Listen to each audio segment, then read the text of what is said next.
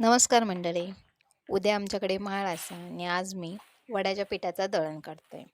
तर हे तांदूळ असत रेशनचे आणि त्याच्यात झालेलं टोकून त्याच्यामुळे मी हे सगळे आसडून घेत होते.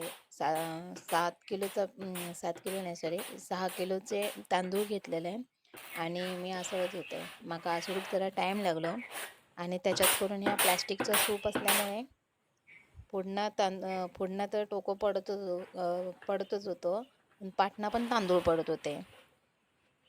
त्यामुळे तांदूळ पण जास्त पडले बाहेर.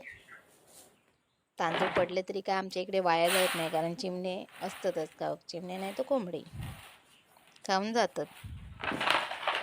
तर काय सगळं मग एवढे असे तांदूळ हे पडलेले ते गोळा केलं आहे आणि बाहेर नेऊन चिमण्यांका टाकलं आहे.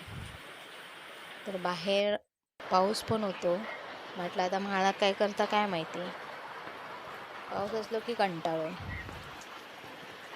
म्हाळाच्या दिवशी पाऊस पडताना म्हणजे झाला. चला मग, बाय बाय.